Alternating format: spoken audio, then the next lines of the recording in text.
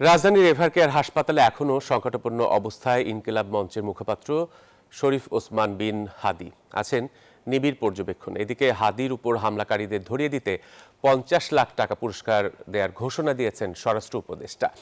গণ অধিকার পরিষদের রাশেদ খান জানান, শুধু হাদি নয়, নির্বাচনকে সামনে রেখে ৫০ জন প্রার্থীকে টার্গেট করেছে পতিত আওয়ামী লীগ।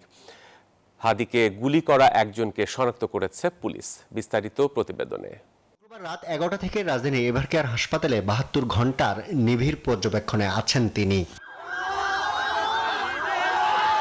হাদির চিকিৎসার খোঁজ খবর নিতে শনিবার সকাল থেকে এভারকেয়ারের সামনে ছিল রাজপথের সহযোদ্ধাদের ভিড়। এ সময় গণতান্ত্রিক পরিষদ ও মঞ্চ ২৪ এর নেতারা জানান, নির্বাচনকে সামনে রেখে ৫০ জন প্রার্থীকে টার্গেট করেছে পতিত আওয়ামী লীগ। এর প্রথম ভুক্তভোগী হাদি।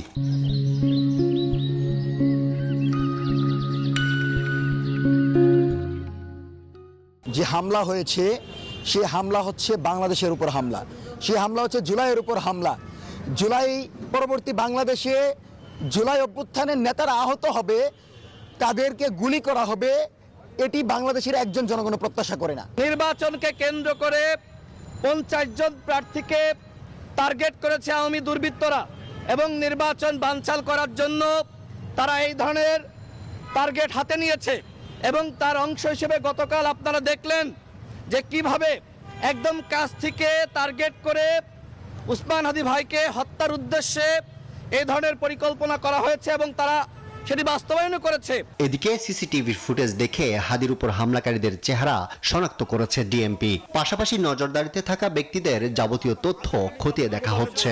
আমরা প্রাইম টার্গেটকে খুঁজতেছি এবং আপনার বাই দিস টাইম নামও জেনে গেছেন, আমরা মিডিয়াতেও দিয়ে দিছি। প্রাইম টার্গেটকে খুঁজতেছি, এখনো ২৪ ঘন্টা পার হয় নাই, হোপফুলি আমরা এটা হিট করতে পারবো। অপরদিকে সচিবালয়ে আইন শৃঙ্খলা সংক্রান্ত কোর কমিটির সভা শেষে স্বরাষ্ট্র উপদেষ্টা জানান, হাদির উপর হামলাকারীদের ধরিয়ে দিতে পারলে ৫০ লাখ টাকা পুরস্কার দেয়া হবে। হত্যার সাথে জড়িত তাকে যদি কেউ ধরে দিতে পারে, তার জন্য সরকার ৫০ লক্ষ টাকা পুরস্কার ঘোষণা করেছে। স্বরাষ্ট্র উপদেষ্টা বলেন, ঘটনায় জড়িতদের দ্রুত আইনের আওতায় আনা হবে। নির্বাচনকে বানচাল করার জন্যই এই ঘটনা ঘটানো হয়েছে।